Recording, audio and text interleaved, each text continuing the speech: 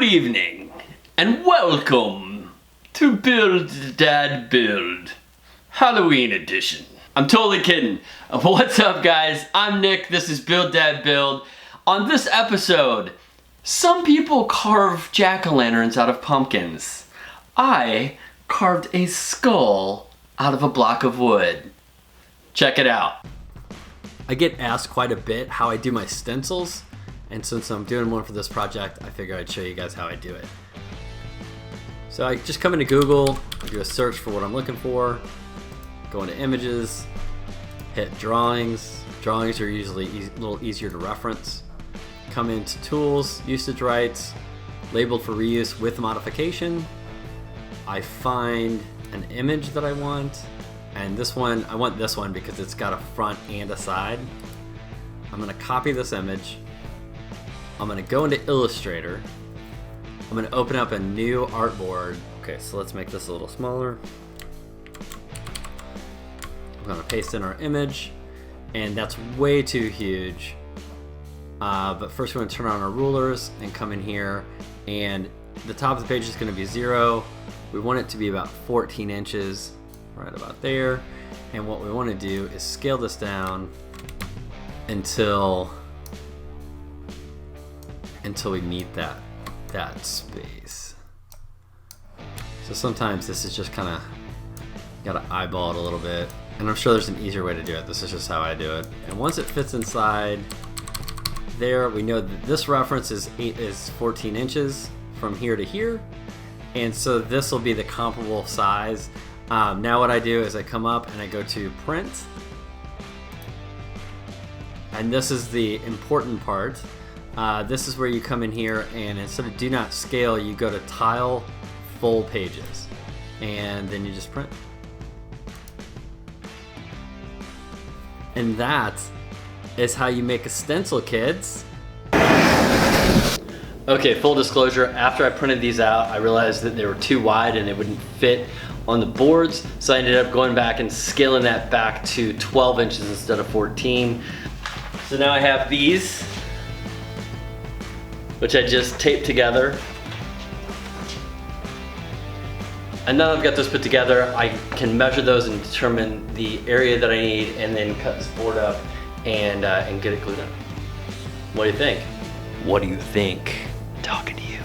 Okay, so this is about 14 inches, and it needs to be about 12 inches tall, a little under 12 inches. This 2x10 is 96 inches long. Okay, so it's 96 inches long. So we want to divide that by 14, and that's 6.85. Let me times that by 1.5 because that's the thickness. So it's 10.2. That is not tall enough for our skull. I do have this scrap piece that will add another 1.5 inches and get us pretty close to what we need to be. So what we're gonna do is we're gonna chop this bad boy down to 14-inch pieces. We'll glue them up and we'll kind of position this on the top because it'll kind of be this area right here.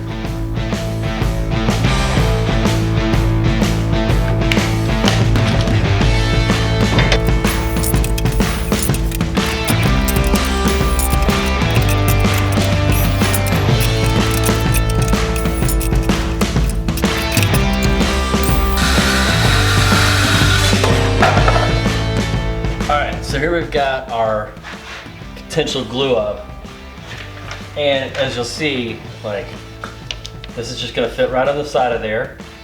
All right, but what I didn't take into consideration, the reason I don't need any more height, is that perspective-wise, this isn't straight up and down. This is kind of at an angle, if you look at the face on here. So really, this only needs to be this tall, which comes right here. All right, guys, and don't always overthink things. It's sometimes you get ahead of yourself in the shop. And as I was upstairs looking for some carbon paper, I realized that a much easier solution is just to do this, because it's rough, right? So I'm literally just gonna tape that on there, and then I'm just gonna go like this. I'm gonna draw up here, because I'm just gonna, we're gonna cut these off.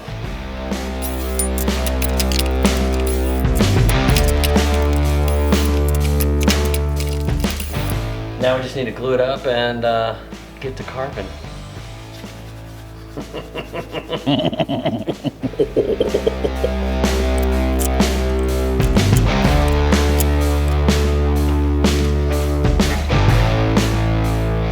What's up, guys?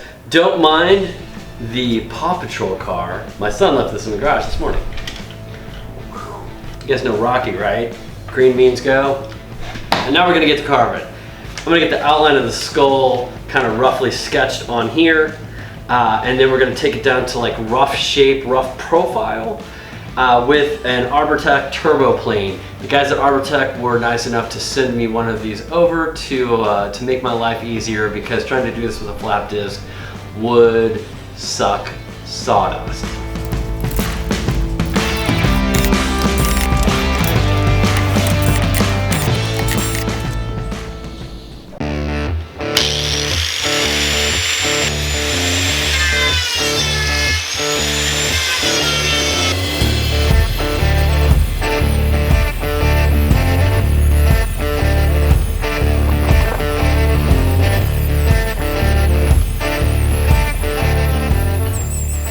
Alright guys, here we are.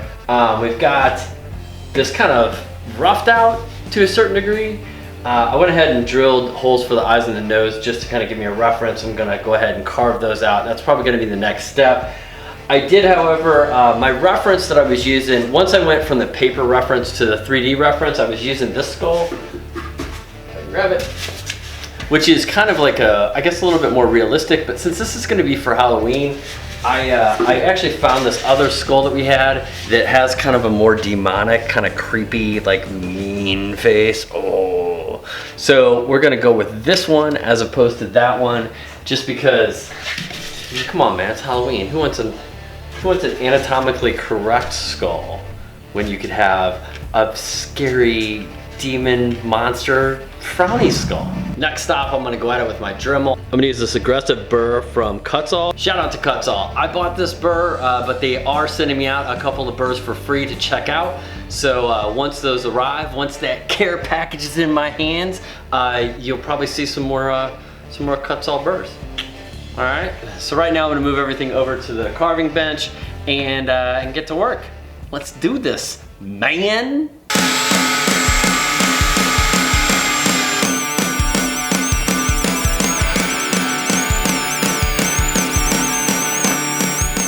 You ever just get in the middle in the zone, you're just doing your thing, and just like crappy music keeps pumping in your ears? Hate it.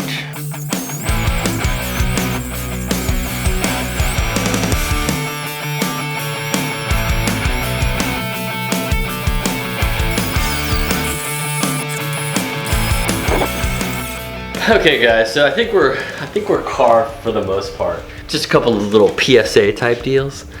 See that? It's not a real bad. It looked worse yesterday.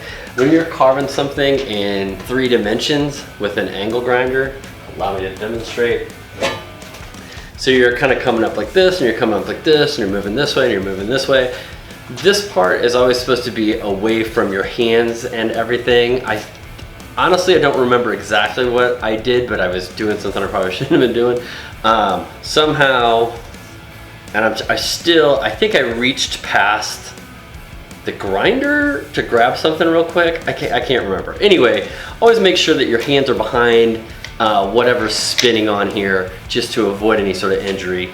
I mean, because that's from a flap disc, so that's from sandpaper, just moving really fast. Luckily, when the turbo plane's in there, I'm super ultra careful.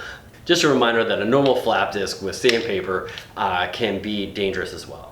So the next step on this one is to put some fire to it.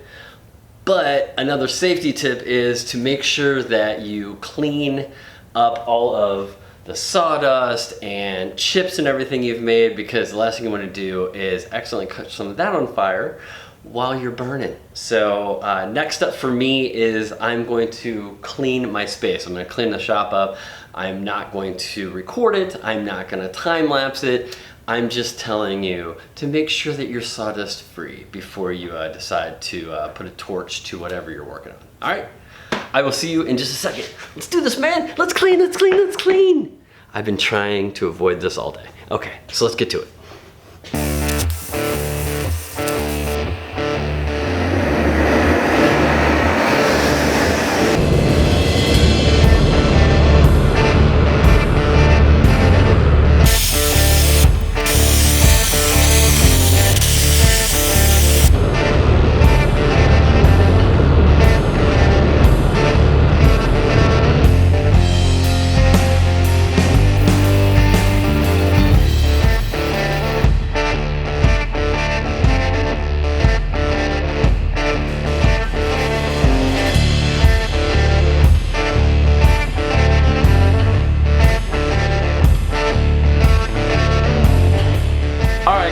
for watching. The build itself was pretty easy. It was just a lot of carving. It was just time consuming. I love the way it turned out. I really wasn't gonna go the full black, but I think I think it wouldn't have looked good any other way now that I see it like this. So don't be afraid to experiment and almost ruin something and then realize it's awesome. If you like this video, do me a favor and hit that like button. If you haven't already, hit that subscribe button, and you know, in the Halloween tradition, share this video with a friend. Have them check it out.